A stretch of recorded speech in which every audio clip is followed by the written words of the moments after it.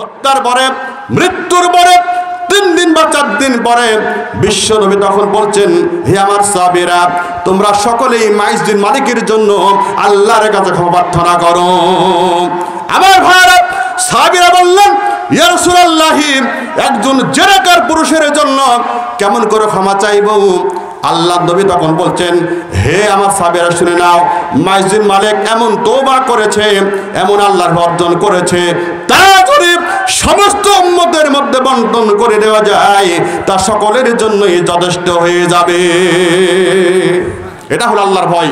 আমার ভাইরা, মাইজদিন মালিক যে জেনা করেছে, পৃথিবীর কোনো মানুষ দেখে নাই, পৃথিবীর কোনো প্রশাসন দেখে নাই, পৃথিবীর কোনো র্যাব দেখে নাই, পৃথিবীর কোনো পুলিশ দেখে নাই, পৃথিবীর কোনো আর্মি বিডিআর কেউ দেখে নাই। আল্লাহর ভয়ে বিশ্ব নবীর কাছে জীবন কুরবান দিলেন। বলুন সুবহানাল্লাহ।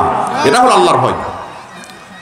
আমার ভাইরা, পুরুষের কথা গেল, এবার মহিলার কথা বলি। আবার শুনেন, বিশ্ব নবীর দরবারে আজর বংশের গামেদী গোত্রীয় জনৈক মহিলা বিশ্ব নবীর কাছে গেলেন।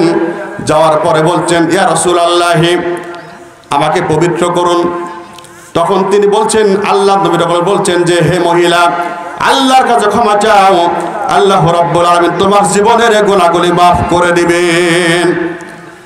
মহিলা চিৎকার করে বলল, ইয়া রাসূলুল্লাহ, ইয়া হাবিবাল্লাহ, আপনি যেভাবে মাইজদিন মালিককে তাড়িয়ে দিয়েছেন, আমাকে তাড়াবেন না। আমি জেনা করেছি, জেনার কারণে আমার গর্ভে সন্তান আছে, এই সন্তানটা হলো জেনার সন্তান। আল্লাহর ভয় কারে কয়? আমার ভাইরা, এই যে মহিলা জেনা করেছে, গর্ভে সন্তান আছে, পৃথিবীর কোনো প্রশাসন দেখে নাই।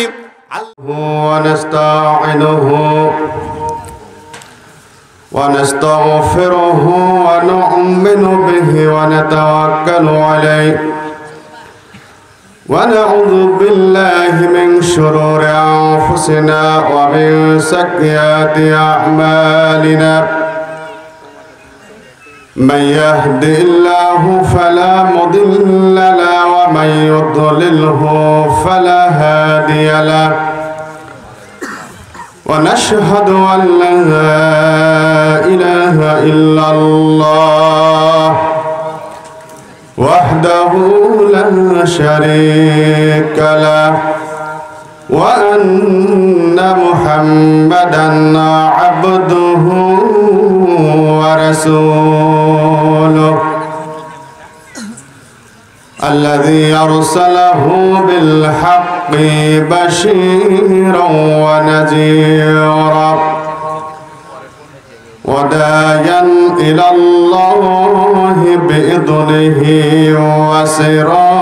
وسراجا منيرا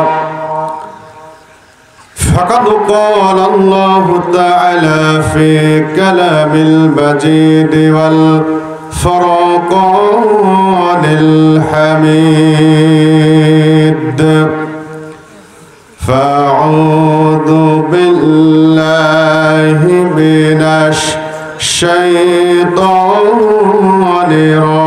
الرجيم بسم الله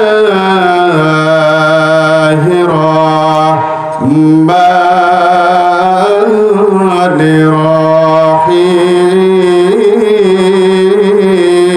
الرحيم يا أيها الناس اتقوا ربكم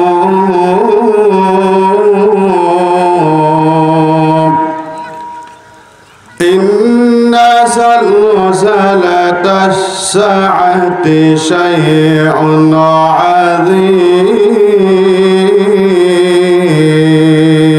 عظيم يوم ترونها تذهل كل مرضعة أما أرضعت وتضع كل ذات حمل حملها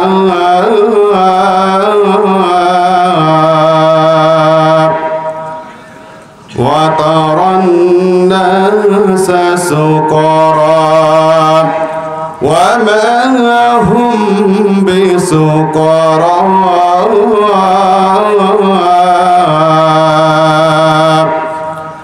ولكن عذاب الله شديد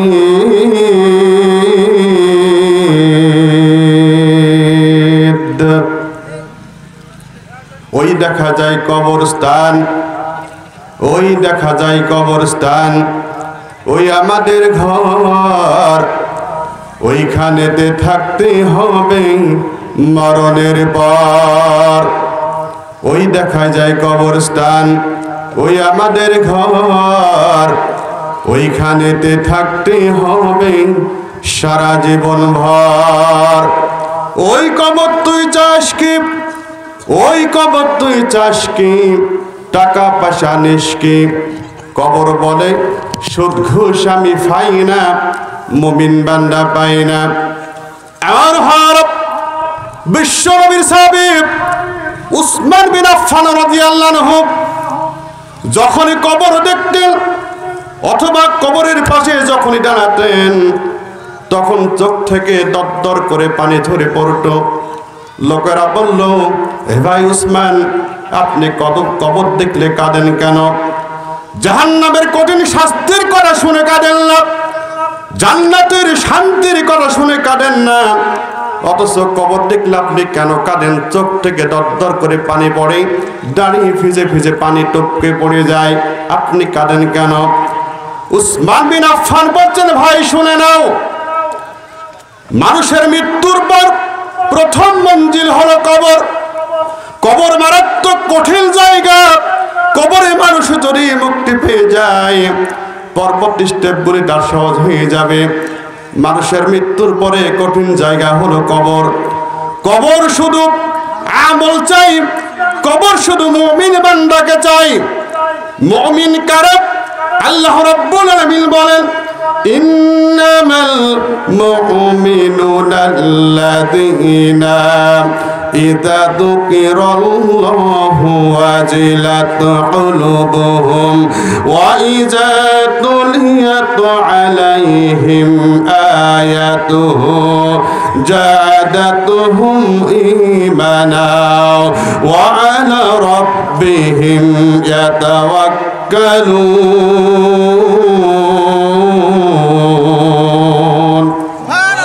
আমার ভাইরা, আল্লাহ রাব্বুল আলামিন বলেন, মুমিন তো দাঁড়ায় যখন তাদের সম্মুখে আল্লাহর জিকির করা হয়, আল্লাহর নাম যখন উচ্চারণ করা হয়, তখন তার অন্তরগুলি ভয়ভীত হয়ে পড়ে।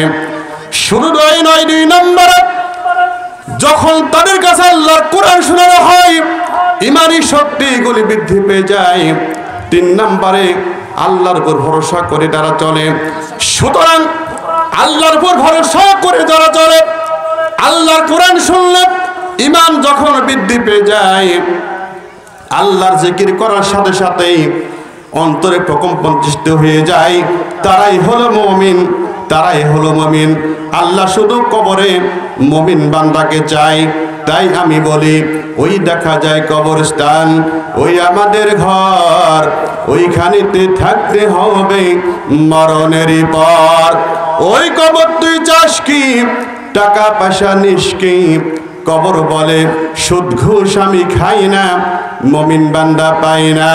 যদি একটা মুমিন পাই, সাথে সাথে আমি তারে জান্নাতে পাঠাই।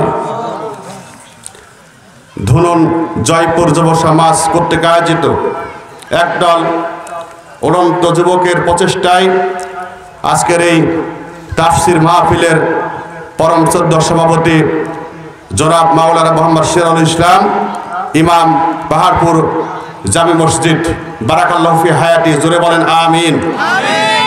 আমার ভাইরা, আমি সবচেয়ে খুশি হয়েছি আজকে যে একটা মসজিদের ইমাম সভাপতি হয়েছে। এর পূর্বে কিন্তু আমরা দেখতে পাইনি। এর পূর্বে সভাপতি কাকে করা লাগবে? যার যোগ্যতা না সে সভাপতি হওয়ার জন্য বসে থাকে। কথা বলেন ঠিক কিনা? আজকে তো আর সেই সুযোগ নাই, বলুন ইনশাআল্লাহ, জোরে বলেন মারহাবা। আমরা ইমামকে সভাপতি পেয়েছি, আবারও বলুন আলহামদুলিল্লাহ। প্রধান অতিথি, বিশেষ অতিথিবৃন্দ, সামনে বসা মুসলিম ভাইয়েরা, পর্দার আড়ালের অবলা সরলা মা ও বোনেরা, সকলকেই আজকের এই তাফসির মাহফিলের পক্ষ থেকে সাদর সম্ভাষণ জানাচ্ছি। সাথে সাথে শুকর আদায় করছি সে আল্লাহর, যে মহান মরবের অশেষ কৃপায় আমরা সংক্ষিপ্ত সময়ের জন্য হলেও কোরআনের মাহফিলে বসতে পেরেছি। খুশি বলেন আলহামদুলিল্লাহ, আরো জোরে বলেন আলহামদুলিল্লাহ। আমার ভাইয়েরা, কথা না বললেই নয়। আলহামদুলিল্লাহ তামলাউল মিজান, আল্লাহ নবী বলছেন আলহামদুলিল্লাহি তামলাউল মিজান। আলহামদুলিল্লাহ। আমার ভাইয়েরা, মাহফিলটা কোরআনের, কথা বলেন মাহফিলটা কিসের? কোরআনের। কোরআনের যে বিশাল পাওয়ার, বিশাল শক্তি, আমি আপনাকে বাস্তবতা বোঝাবো ইনশাআল্লাহ। জোরে বলেন ইনশাআল্লাহ। আমার ভাইয়েরা, মানব রচিত যত কিতাব পৃথিবীতে তৈরি হয়েছে, প্রত্যেকটা কিতাব যারা লিখেছে, এই কিতাবের শেষে লেখক লিখেছেন দা এন্ড, সমাপ্ত ইত্যাদি কথা লিখেছেন। তার মানে কোরআনে শেষ আছে, কোরআনে কোনো শেষ নাই। অন্য মানুষের কিতাবে শেষ আছে, কিন্তু কোরআনুল কারীমের ব্যাখ্যা কোনো শেষ নাই। বলুন সুবহানাল্লাহ। আল্লাহ রাব্বুল আলামিন শুরুতেই এমন তীব্র চ্যালেঞ্জ করেছেন, জালিকাল কিতাবু লা রাইবা ফি, এই কিতাবের মধ্যে কোনো সন্দেহ নাই। সন্দেহ তো নাই, সন্দেহ লেশমাত্র নাই। বলুন সুবহানাল্লাহ। আমার ভাইয়েরা, আরবের কাফের শক্তিরা বলল যে আল্লাহ রাব্বুল আলামিন কোরআন নাজিল করেছেন ঠিক, কিন্তু কোরআনের মধ্যে তো নবী তো কোনো মিথ্যা কথা বলতে পারেন, কারণ নবীকে তার মিথ্যাবাদী বলেছে। আরবের কাফের শক্তিরা বিশ্ব নবীকে কাজ্জাব বলতে দ্বিধাবোধ করেনি। জোরে বলেন আস্তাগফিরুল্লাহ। আমার ভাইয়েরা, আল্লাহ রাব্বুল আলামিন সূরাতুল হাক্কার মধ্যে এমন ধাক্কা মারলেন, আল্লাহ রাব্বুল আলামিন বলেন ওয়ালাউ তাকাওয়ালা আলাইনা বা'দাল আকাবিল লাআখাযনা মিনহু বিল ইয়ামিন সুম্মা লাকাতআনা মিনহুল ওয়াতিন। আল্লাহ রাব্বুল আলামিন বলেন, আমার বিশ্বনবী যদি কোরআনুল কারীমের মধ্যে কোন মিথ্যা কথা বলতেন, সংমিশ্রণ করতেন, কম বেশি করতেন, আমি আল্লাহ ডান হাত দ্বারা তাকে শক্ত করে চেপে ধরতাম এবং বিশ্বনবী হওয়া সত্ত্বেও আমি তার কণ্ঠনালী পর্যন্ত কেটে ফেলতাম। তার মানে হলো আল্লাহ রাব্বুল আলামিন আয়াত নাজিল করে কোরআনের সম্মান যেমন বৃদ্ধি করেছেন, বিশ্বনবীর সম্মান তেমন বৃদ্ধি করে দিয়েছেন। এবং কোরআনের মধ্যে কোনো মিথ্যা নাই, রদবদল নাই। বিশ্ব নবী কোনো মিথ্যা কথা বলেননি, কথা প্রমাণ করে দিয়েছেন। বলুন সুবহানাল্লাহ। আমার ভাইরা, তারপরে কাফের শক্তিরা অবিশ্বাস করেছে।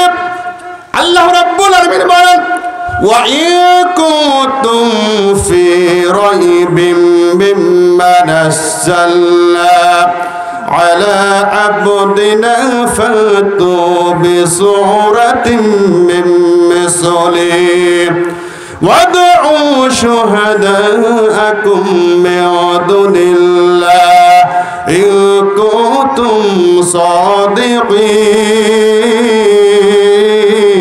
صادقين. আমার ভাই, আল্লাহ রাব্বুল আলামিন বলেন, এই কোরআনে তোমাদের যদি কোনো সন্দেহ থাকে, তোমাদের যদি কোনো ভ্রান্ত আকীদা থেকে থাকে, তাহলে গোটা কোরআন তৈরি করা লাগবে না। কোরআনের মধ্যে 114টি সূরা আছে, 114টি সূরা তৈরি করা লাগবে না। শুধুমাত্র একটি সূরা তৈরি করে দেখাও। যদি তোমরা তোমাদের দাবিতে সত্যবাদী হও, কোরআনকে মিথ্যা বলো, মিথ্যা সাব্যস্ত করো, এ ব্যাপারে যদি তোমাদের মতভেদ থেকে থাকে, তাহলে গোটা কোরআন তৈরি করা লাগবে না, একটি সূরা তৈরি করে দেখাও। তারপর আরবের সমস্ত শক্তিরা, আরবের সমস্ত কাফের শক্তির নয়। আল্লাহ হতে যারা পৃথক, আল্লাহ হতে যারা দূরে থাকে, তাদেরকে তাদেরকে সাহায্যকারী নিয়ে নাও, তারপরেও তোমরা কোরআন তৈরি করতে পারবে না। বলুন সুবহানাল্লাহ। আল্লাহ বলেন فَإِن لَّمْ تَفْعَلُوا وَلَن تَفْعَلُوا فَاتَّقُوا النَّارَ الَّتِي وَقُودُهَا النَّاسُ وَالْحِجَارَةُ أُعِدَّتْ لِلْكَافِرِينَ।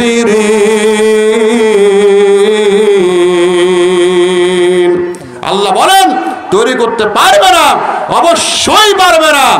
তোমরা যদি সেটাকে ভয় করো জাহান্নামের আগুনকে, যে আগুনে ইন্ধন হবে মানুষ এবং পাথর, যা প্রস্তুত করে রাখা হয়েছে কাফেরদের জন্য। জোরে বলেন আস্তাগফিরুল্লাহ। আমার ভাইরা, সুতরাং কোরআনে যে কোনো সন্দেহ নাই, তার বাস্তবতা এটাই। আমার ভাইরা, কোরআন দেখতে ছোট কিতাব, ব্যাখ্যা অনেক বড়। আল্লাহ রাব্বুল আলামিন বলেন قُل لَّوْ كَانَ الْبَحْرُ مِدَادًا لِّكَلِمَاتِ رَبِّي لَنَفِدَ الْبَحْرُ قَبْلَ أَن تَنفَدَ كَلِمَاتُ رَبِّي وَلَوْ جِئْنَا بِمِثْلِهِ مَدَدًا।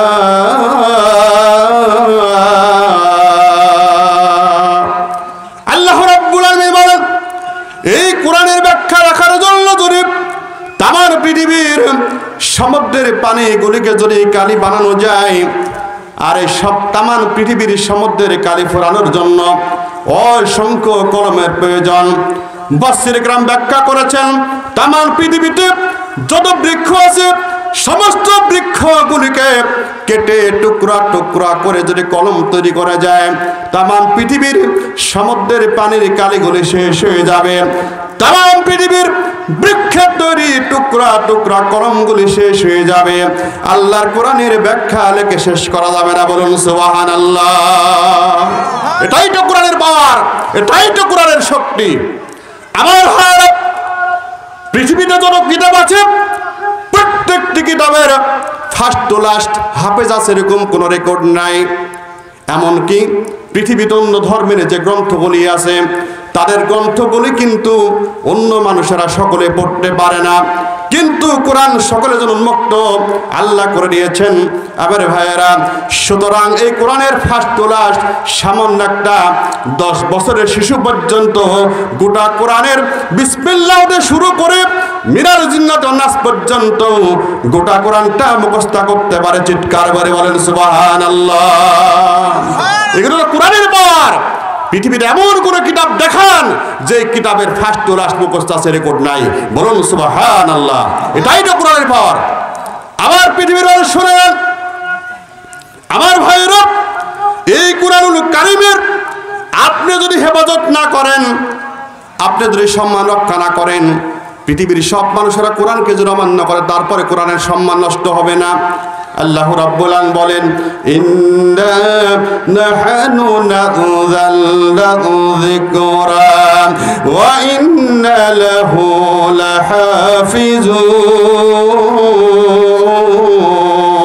লাহাফিজুন। আমার ভাই, যে কোরআনুল কারীম আমি আল্লাহ রাব্বুল আলামিন অবতীর্ণ করেছি, নাজিল করেছি বিশ্ববাসীর কল্যাণের জন্য। বিশ্বের মানুষেরা যদি কোরআন অমান্য করে, তারপরে আমি আল্লাহ নিজেই কোরআনের সংরক্ষণ করব। বলুন সুবহানাল্লাহ। এগুলিতে কোরআনের পাওয়ার শুরু তাই নয়। আমার ভাই, ফ্রান্সের বিখ্যাত সঙ্গীত শিল্পী মহিলা মানুষ, কান লাগান ভালো লাগবে। ফ্রান্সের বিখ্যাত সঙ্গীত শিল্পী ডিয়ামস মহিলা মানুষ, তিনি বলেন, আমি সারা জীবন ধরে জনতার সম্মুখেই নেচেছি, গান বলেছি, কোনোদিন শান্তি খুঁজে পাইনি। আমি জনতার সম্মুখে ইসলাম বিরোধী কথা বলেছি, মদ খেয়েছি, জোয়া খেলেছি, শান্তি খুঁজে পাইনি। তিনি বলেন, আমি যখন ইসলাম কবুল করেছি, আল্লাহর কোরআন মানা শুরু করে দিয়েছি, বিশ্ব নবীর সংবিধান মানা শুরু করে দিয়েছি। আমার আল্লাহ রাব্বুল আলামিন আমার জীবন থেকে সমস্ত মানসিক ব্যাধি দূর করে দিয়েছেন। বলুন সুবহানাল্লাহ। আমার ভাইরা শুনুন, ভালো লাগবে। চেক প্রধানমন্ত্রীর সাবেক বিশ্ব সুন্দরী মার্কেট তো করেন কথা, খ্রিস্টান মহিলা, তিনি ছিলেন প্রোডাকশন ডিজাইনার, সুপার মডেল ছিলেন, চলচ্চিত্র অভিনেত্রী ছিলেন।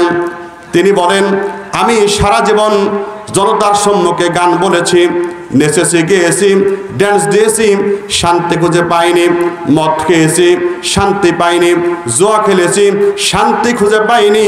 এক পর্যায়ে আল্লাহর বিধান মেনে কুরআনুল কারীমের কাছে মাথা নত করে মুসলমান হয়ে গেলাম। আমার নাম রাখলাম মারিয়াম। তিনি বলেন, সাংবাদিক যখন প্রশ্ন করল, আপনি তো প্রোডাকশন ডিজাইনার, আপনি সুপার মডেল, বিশ্ব সুন্দরী খেতাব যখন পেয়েছেন, আপনি কেন মুসলমান হয়ে গেলেন? এত সুন্দর নাম মারিয়াম কেন রাখলেন? তিনি বলেন, আমি সারা জীবন যা করেছি শান্তি খুঁজে পাইনি। আমি যখন আল্লাহর কোরআন মানা শুরু করে দিয়েছি, বিশ্ব নবীর সংবিধান মানা শুরু করে দিয়েছি, আমার আল্লাহ রাব্বুল আলামিন আমার জীবন থেকে সমস্ত মানসিক ব্যাধিগুলি দূর করে দিয়েছেন। বলুন সুবহানাল্লাহ। আমার ভারত, আল্লাহ রাব্বুল আলামিন বলেন, ওয়া নুনাযিলু মিনাল কুরআনি মা হুয়া শিফাউ ওয়া রাহমাতুল লিল মুমিনিন।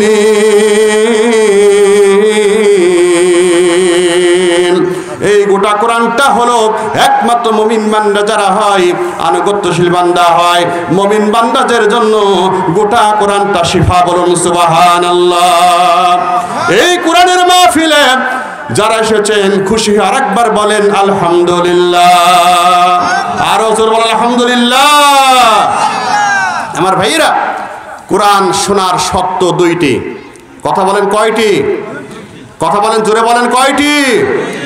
কোরআন, আপনি যে কোরআনের মাহফিলে বসেছেন, আপনাকে দুইটা শর্ত মানা লাগবে। প্রমাণ কোরআনুল কারীম। আল্লাহ রাব্বুল আলামিন বলেন, وَإِذَا قُرِئَ الْقُرْآنُ فَاسْتَمِعُوا لَهُ وَأَنصِتُوا لَعَلَّكُمْ تُرْحَمُونَ।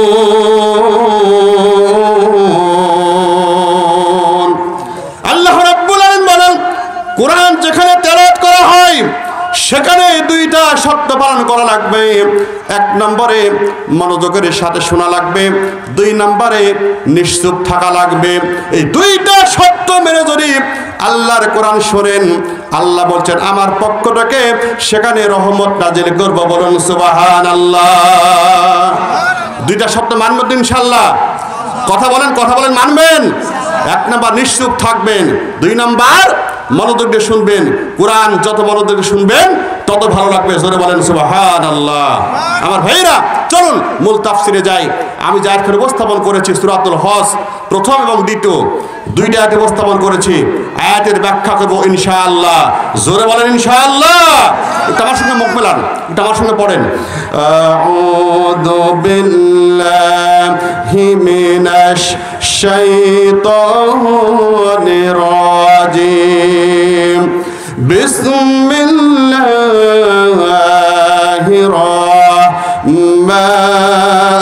রাহমানির রাহিম।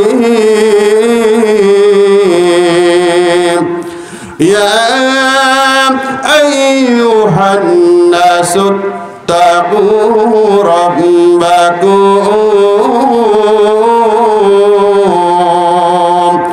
ইন্না জালজালাতাস সাআতি শাইউন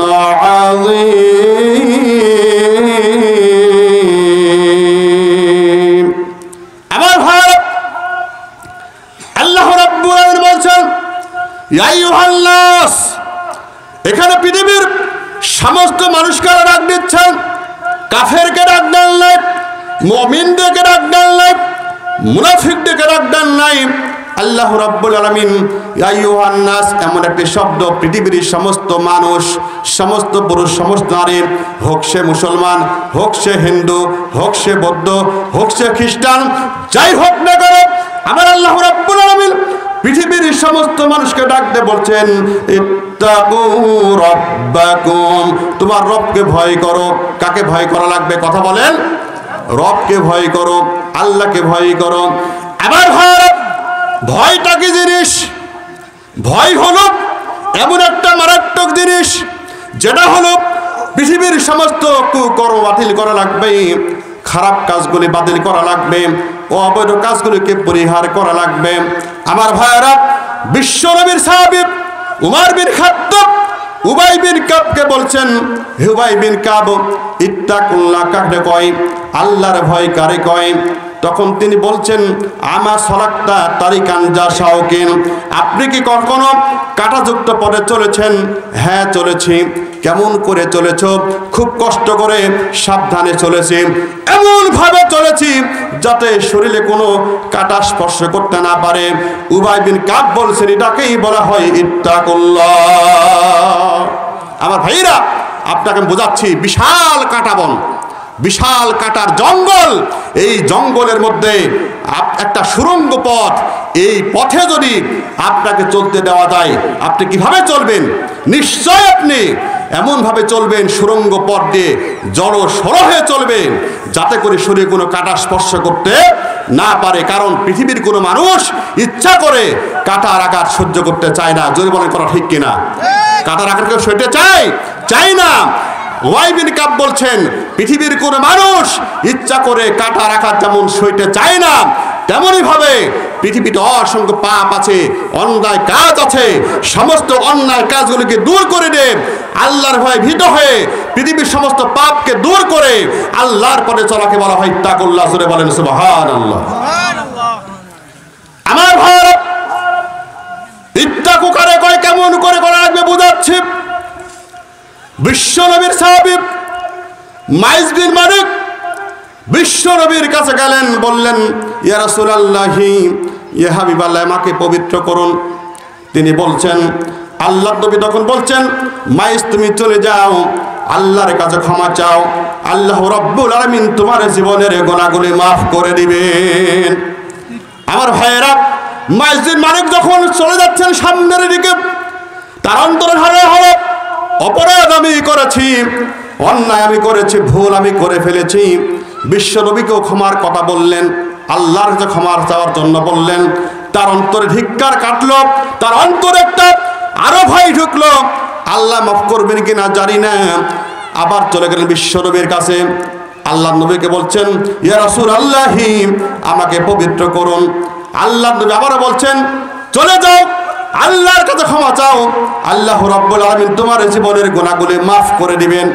আমার ভাইয়েরা, আল্লাহর ভয় কারে কারে বোঝাচ্ছি, বুঝবেন ভালো করে, কান লাগাবেন ভালো করে, তাহলে বুঝবেন বিষয়টা। আমার ভাইয়েরা, এইভাবে একবার নয়, দুইবার নয়, তিনবার নয়, চতুর্থবার পর্যন্ত গেলেন।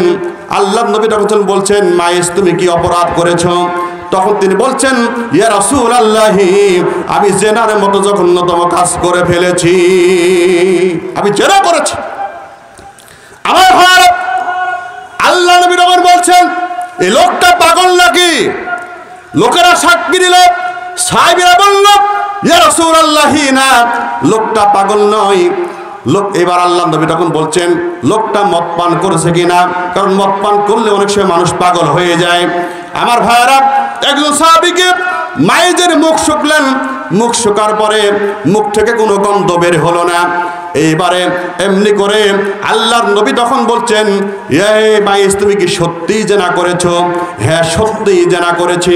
আমার ভাইয়েরা, আল্লাহর বিধান হলো, যদি কোনো বিবাহিত পুরুষ জেনার মতো জঘন্যতম কাজ করে ফেলে দেয়, তাহলে তাকে বুক পর্যন্ত গর্ত করে পাথর মেরে তাকে হত্যা করা লাগবে।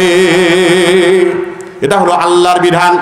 আমার ভাই, এইবারে আল্লাহ নবী তখন বলছেন, তোমরা গর্ত খনন করো।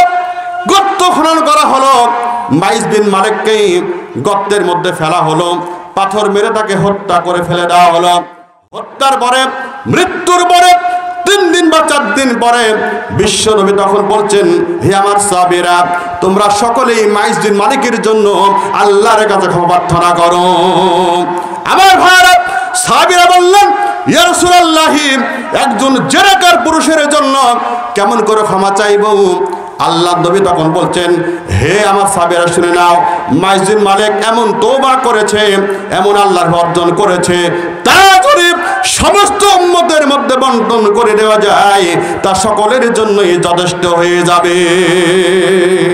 এটা হলো আল্লাহর ভয়। আমার ভাইরা, মাইজুল মালিক যে জেনা করেছে পৃথিবীর কোনো মানুষ দেখে নাই, পৃথিবীর কোনো প্রশাসন দেখে নাই, পৃথিবীর কোনো র্যাব দেখে নাই, পৃথিবীর কোনো পুলিশ দেখে নাই, পৃথিবীর কোনো আর্মি বিডিআর কেউ দেখে নাই। আল্লাহর ভয়ে বিশ্ব নবীর কাছে জীবন কুরবান দিলেন, বলুন সুবহানাল্লাহ। এটা হলো আল্লাহর ভয়। আমার ভাইরা, পুরুষের কথা গেল, এবার মহিলার কথা বলি। আবার শুনেন, বিশ্ব নবীর দরবারে আজর বংশের গামেদি গোত্রীয় জনক মহিলা বিশ্ব নবীর কাছে গেলেন। যাওয়ার পরে বলছেন, ইয়া রাসূলুল্লাহ, আমাকে পবিত্র করুন। তখন তিনি বলছেন, আল্লাহ নবী বলছেন যে, হে মহিলা, আল্লাহর কাছে ক্ষমা চাও, আল্লাহ রাব্বুল আলামিন তোমার জীবনের গুনাহগুলি মাফ করে দিবেন। মহিলা চিৎকার মেরে বলল, ইয়া রাসূলুল্লাহ, ইয়া হাবিবাল্লাহ, আপনি যেভাবে মাইজুল মালিককে তাড়িয়ে দিয়েছেন আমাকে তাড়াবেন না। আমি জেনা করেছি, জেনার কারণে আমার গর্ভে সন্তান আছে, এই সন্তানটা হলো জেনার সন্তান। আল্লাহর ভয় কারে কয়? আমার ভাইরা, এই যে মহিলা জেনা করেছে, গর্ভে সন্তান আছে, পৃথিবীর কোনো প্রশাসন দেখে নাই। আল্লাহর ভয় কারে বোঝাচ্ছি। আমার ভাইয়েরা, 2 বছর পার হয়ে গেল। এবার মহিলা সন্তান কোলে নিয়ে এক খণ্ড রুটি তার হাতে দিয়া বিশ্বনবীর দরবার হাজির হলেন। বলছেন, ইয়া রাসূলুল্লাহ, এই যে দেখুন আমার সন্তান প্রসব করেছি, সন্তান বড় হয়েছে, এখন নিজ হাতে খেতে পাচ্ছে। ইয়া রাসূলুল্লাহ, আমাকে এখন আপনি মেহেরবানি করে পবিত্র করুন। আল্লাহর ভয় কি জিনিস? বিশ্বনবী এবার ওই সন্তানকে এক আনসারীকে প্রদান করলেন। করার পরে এমনি করে সময় এই মহিলার জন্য গর্ত খনন করা হলো। আমার ভাইয়েরা, গর্ত খনন করে বুক পর্যন্ত পুঁতে ফেলা হলো মাটি দয়, পাথর মেরে তাকে হত্যা করা হচ্ছে। বিশ্বনবীর সাহাবী খালিদ বিন ওয়ালিদ রাদিয়াল্লাহু আনহু তিনি সম্মুখে গিয়ে তার মাথায় একখানা পাথর মারলেন। মাথায় যখন পাথর মারলেন, মাথা ফেটে গেল, রক্ত ফিনকি দিয়ে চারদিকে চলে যেতে লাগলো। এইবার এটা রক্তটা খালিদ বিন ওয়ালিদের চোখে মুখে পড়লো। এইবার খালিদ বিন ওয়ালিদ মহিলাকে গালিগালাজ করা শুরু করলো। গালিগালাজ যখন শুরু করলেন, আমার ভাইরা, আল্লাহর নবী তখন বলছেন, খালিদ তুমি থামো, তুমি মহিলাকে গালিগালাজ করতে পারবে না। এই মহিলা এমন তওবা করেছে, এই মহিলা এমন তওবা করেছে, তা যদি রাষ্ট্রের সম্পদ যারা অন্যায় করে খায়, রাষ্ট্রের রাজস্বের সম্পদ যারা কারচুপি করে, রাজস্বের সম্পদ যারা চুরি করে, তারাও যদি মাফ করতেন, তারাও যদি ক্ষমা চাইতেন, আল্লাহ রাব্বুল আলামিন তাকে মাফ করে দিতেন। বলুন সুবহানাল্লাহ। এখান থেকে বোঝা যায়, রাষ্ট্রের সম্পদ যারা অন্যায় করে খায়, রাষ্ট্রের সম্পদ যারা চুরি করে খায়, রাজস্বের সম্পদ যারা নষ্ট করে ফেলে দেয়, তাদের শাস্তি জেনাকারের চাইতে অনেক অনেক অনেক গুণ বেশি। আমার ভাইরা, এইবারে মাইজ বিন মালিক, এরপরে এই মহিলাকেও তাকে হত্যা করে ফেলে দেওয়া হলো। আমার ভাইরা, এইবারে আল্লাহ নবী যাচ্ছেন তার জানাজা পড়াবেন, ব্যবস্থা করো। উমর বিন খাত্তাব জামা টেনে ধরেছেন, ইয়া রাসূলুল্লাহ, আপনি একজন জেনাকারী জানাজা পড়াবেন কি করে সম্ভব? এটা সম্ভব নয়, আপনি তার জানাজা পড়াতে পারেন না। আমার ভাইয়েরা, আল্লাহ নবী বলছেন, হে উমর বিন খাত্তাব থামো। এই মহিলা এমন আল্লাহর ভয় অর্জন করেছে, এমন তওবা করেছে, তা যদি ৭০ জন মদিনাবাসীর মধ্যে বন্টন করে দেওয়া যায়, সকলের জন্য যথেষ্ট হয়ে যাবে। জোরে বলেন সুবহানাল্লাহ। তাই আমি বলি, সাবধানে থাকি অবমিন ইমান রাখা দাই, সাবধানে থাকি অবমিন ইমান রাখা দাই, কিয়ামতের আলামত ভাবে পাওয়া যায়, সাবধানে থাকি অবমিন ইমান রাখা দাই।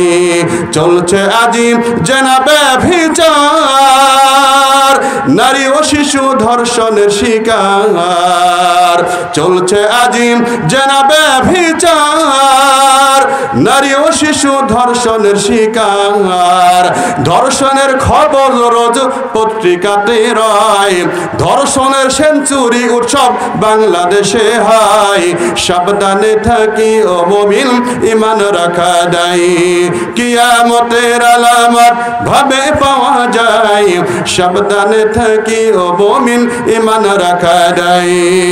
নারায়ে তাকবীর। আমার ভাইয়েরা, এইবার গেলে কি বলে আল্লাহর ভয়। এইভাবে করে যে আজকে পৃথিবীর সমস্ত মানুষেরা মাইজ বিন মালিকের মতো, ওই আজব বংশের মহিলার মতো আল্লাহর ভয় যদি অর্জন করতো, তাহলে অন্তত পৃথিবীর জমিন থেকে কোনো প্রশাসন ছাড়াই ইসলামের বিধান কায়েম হয়ে যেত। বলুন সুবহানাল্লাহ। আমার ভাইয়েরা, আল্লাহ তারপরে বলছেন, ইয়া আইয়ুহান নাসু اتقوا ربكم إن زلزلة الساعة شيء عظيم। আল্লাহ রাব্বুল আলামিন বলছেন, নিশ্চয় কিয়ামতের দিন একটা ভয়ঙ্কর আযাব হবে। কিয়ামতের মাঠ ভয়ঙ্কর দিন, কিয়ামতের শাস্তি ভয়ঙ্কর, কিয়ামতের ভয়ের কথা আল্লাহ রাব্বুল আলামিন এখানে বলছেন। আমার ভাইরা, এই যে কিয়ামতের কঠিন প্রকম্পন, এটা কি করে সম্ভব? আপনাকে আমি কি দিয়ে বুঝাই? আমার ভাইয়েরা, এই পৃথিবী কিন্তু চিরকাল টিকবে না, গোটা পৃথিবী তছনছ একদিন হয়ে যাবে। আমার ভাইয়েরা, আল্লাহ রাব্বুল আলামিন একজন ফেরেশতাকে নিযুক্ত করে রেখেছেন সিংহা মুখে নিয়া, সিংহা মুখে মুখে আছেন, কান আল্লাহর দিকে ঝুঁকে রেখেছেন, মাথা অবনত করে আছেন। আল্লাহ রাব্বুল আলামিন যখনই বলবেন তখনই সিংহায় ফুৎকার দিবেন, আর গোটা পৃথিবী একেবারে তছনছ হয়ে যাবে। আমার ভাইরা, আল্লাহ রাব্বুল আলামিন বলেন, ويوم ينفخ في الصور ففزع من في السماوات ومن في الأرض إلا من شاء الله وكل أتوه داخرين। আল্লাহ রাব্বুল আলামিন বলেন, কিয়ামত যখন কায়েম হবে, ফুৎকার যখন ফেরেশতা দিবে, ফুৎকারের সাথে সাথে আসমান এবং জমিনের যা আছে সবগুলি ভীত সন্ত্রস্ত হয়ে পড়বে এবং সকলেই বিনীত হয়ে আল্লাহর দরবারে হাজির হওয়ার জন্য জোরালো প্রস্তুতি গ্রহণ করবে। আমার ভাই, এই ফুৎকার হবে দুইটি বা তিনটি। বিশ্বনবী বলছেন, এই ফুৎকারের মাঝে ব্যবধান থাকবে, এই ব্যবধান হবে 40। সাহাবীরা প্রশ্ন করলেন, 40 দিন হবে না 40 মাস হবে না 40 বছর হবে? আমার ভাইয়েরা, আবু হুরায়রা বলছেন, আমি সেটা বলতে পারবো না, তবে ব্যবধান থাকবে 40। হতে পারে 40 দিন, হতে পারে 40 মাস, হতে পারে 40 বছর। এই ফুৎকারের ব্যবধানে আল্লাহ রাব্বুল আলামিন আকাশ থেকে পানি বর্ষণ করবেন, আর ওই পানির মাধ্যমে এখন এই ফাল্গুন চৈত্র মাসে আকাশ থেকে বৃষ্টি হলে যেমনভাবে এমনি করে ঘাস, এমনি গাছপালা তরুতাজা হয়ে যায়, তেমন আল্লাহ কিয়ামতের ময়দানে ফুৎকারের ব্যবধানে আকাশ থেকে বৃষ্টি বর্ষণ করবেন, আর বৃষ্টির পানি দ্বারা সকল মানুষকে সেদিন কিয়ামতের দিন জীবিত করে তুলবেন। আমার ভাইরা, এখন প্রশ্ন আসতে পারে, মানুষ মরে যাবে, হাড় মাংসগুলি মাটির সাথে মিশে যাবে, মানুষ জীবিত হবে কি করে? আমার আগের ভাই বলেছিলেন, 6 দিন পরে নখ খসে যাবে, 9 দিন পরে চুল, কবর গাহির সামাল নিতে কইরো না কেউ ভুল, কবর জায়গা ভালো নয়, আমল দিয়ে কবর বিহ সাজিয়ে নিতে হয়। আমার ভাইয়েরা, বিজ্ঞান একটা তথ্য দিয়েছে, মানুষ যখন মারা যাবে, মানুষ মারা যাওয়ার পরে কবরে যখন রেখে আসা হবে, আমার ভাইয়েরা 6 দিন পরে তার হাতের নখগুলি খসে যাবে, 9 দিন পরে চুলগুলি খসে খসে পড়ে যাবে। আমার ভাইরা 17 দিন যখন পার হয়ে যাবে তখন তার পেট ফেটে চৌচির হয়ে যাবে, তখন তার শরীরে পোকা লাগবে, পোকা মাকড়ে শরীরটা খাবে, কোনো উপায় সেদিন থাকবে না। শুধু তাই নয়, 60 দিন যখন পার হয়ে যাবে, 2 মাস যখন পার হয়ে যাবে, শরীর থেকে মাংসগুলি খসে খসে পড়ে যাবে। শুধু তাই নয়, 90 দিন যখন পার হয়ে যাবে, দেহ আর থাকবে না। দেহ থেকে সুন্দর দেহটা, আপনার দেহ সুন্দর যদি হোক না কেন, সেই দিন এই দেহ থেকে সমস্ত হাড্ডিগুলি খসে খসে পড়ে যাবে, কিছুই থাকবে না। আমার ভাইরা, তারপরেও এই যে মাংস হাড্ডিগুলি খসে খসে পড়ে গেল, প্রশ্ন আসতে পারে কিয়ামতের ময়দানে আল্লাহ রাব্বুল আলামিন সেদিন তুলবেন কি করে? আল্লাহর পক্ষে সেটা সম্ভব। আমার ভাইরা, মানুষের মৃত্যুর পরে হাড্ডিগুলি মাংসগুলি মাটির সাথে মিশে গেলেও মানুষের মেরুদণ্ডের একটা হাড় থাকে, মেরুদণ্ডের হাড়টাকে আল্লাহ সেটাকে তাজা রাখেন সে হাড়ের মাধ্যমে।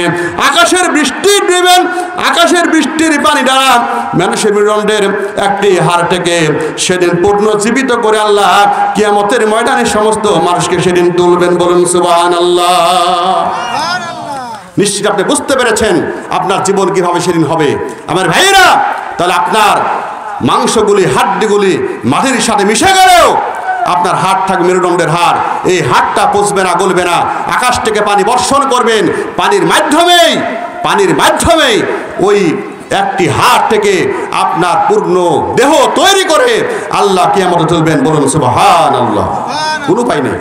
আমার ভাইয়েরা, এইবারে বিশ্ব নবী বলেন কিয়ামতের ময়দানে আল্লাহ রাব্বুল আলামিন এমন বিশাল ক্ষমতা প্রকাশ করবেন।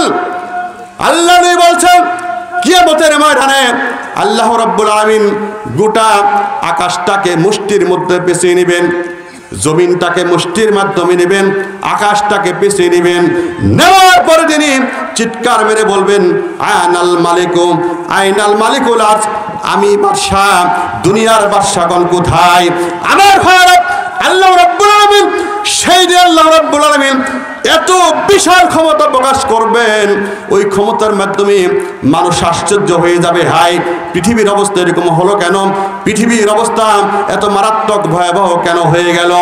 আমার ভাইয়েরা, শুধু তাই নয়, আপনার যেমন হাত আছে আল্লাহর হাত আছে, আপনার যেমন পা আছে আল্লাহরও পা আছে, আপনার যেমন হাতের আঙ্গুল আছে 5টা, আল্লাহর হাতের আঙ্গুল আছে 5টা। বলুন সুবহানাল্লাহ। আমার ভাইরা, সব মিল আছে। কিয়ামতের ময়দানে আল্লাহর একচ্ছত্র ক্ষমতা প্রকাশ করবেন কিভাবে লক্ষ্য করুন। আমার ভাইরা, বিশ্ব নবী বলেছেন কিয়ামতের দিন আল্লাহ রাব্বুল আলামিন হাতের 5টা আঙ্গুলের মধ্যে এক আঙ্গুলে আকাশকে রাখবেন, আর এক আঙ্গুলে জমিনকে রাখবেন, আর এক আঙ্গুলে সমস্ত পানিগুলি বৃক্ষগুলিকে রাখবেন, আর এক আঙ্গুলে সমস্ত পর্বতগুলিকে রাখবেন, আর এক আঙ্গুলে সকল সৃষ্টিকে রাখবেন। রাখার পরে আল্লাহ রাব্বুল আলামিন একচ্ছত্র খবর প্রকাশ করে বলবেন আনাল মালিক, আমি বাদশাহ, আমি রাজা, আইনাল জাব্বারুনা, আইনাল মুতাকাব্বারুনা, দুনিয়ার অত্যাচারী বাদশারা কোথায়? স্বৈরাচারী জালেমেরা কোথায়? আল্লাহ রাব্বুল আলামিন সেই দিন তার ক্ষমতা মুহূর্তে প্রকাশ করবেন। ক্ষমতার মাধ্যমে সেই দিন আল্লাহর একচ্ছত্র ক্ষমতা প্রকাশ করে দুনিয়া যারা জালেম বাদশা ছিল, অত্যাচারী বাদশা ছিল, তাদেরকে সেদিন লাঞ্ছিত করবেন। বলুন সুবহানাল্লাহ। আল্লাহর ক্ষমতা এমনভাবে প্রকাশ করবেন, আল্লাহর ক্ষমতা দিয়ে সকল শক্তিকে পরাভূত করে আল্লাহর একচ্ছত্র ক্ষমতা প্রকাশ করবেন। জোরে জোরে বলেন সুবহানাল্লাহ। আমার ভাইরা, কিয়ামতের দিন প্রত্যেকটা মানুষেরা নগ্ন পায়ে থাকবে, খাতনাবিহীন থাকবে, শরীরে কোনো পোশাক থাকবে না, পায়ে কোনো স্যান্ডেল থাকবে না, খাতনা দেওয়া থাকবে না। এই অবস্থায় সকল মানুষকে আল্লাহ রাব্বুল আলামিন কিয়ামতের ময়দানে তুলবেন। আমার ভাইয়েরা, দৃশ্যটা একবার আশ্চর্য হয়ে যাবে। আল্লাহ রাব্বুল আলামিন এই বিশাল ক্ষমতা কেমন করে করবেন? আয়েশা বলছেন, ইয়া রাসূলুল্লাহি, ইয়া হাবিবাল্লাহি, কিয়ামতের ময়দানে সমস্ত মানুষেরা এমনি করে উলঙ্গ হয়ে উঠবে। তারা তো পুরুষ মানুষ, তাদের লজ্জা শরম কম। আমরা মহিলা মানুষ, আমরা মহিলা মানুষ, আমাদের লজ্জা একটু বেশি। সুতরাং কিয়ামতের ময়দানে এমনি করে মানুষ উলঙ্গ হয়ে উঠবেই, আমাদের পরিস্থিতি কেমন হবে? আমরা তো লজ্জায় পড়ে যাব।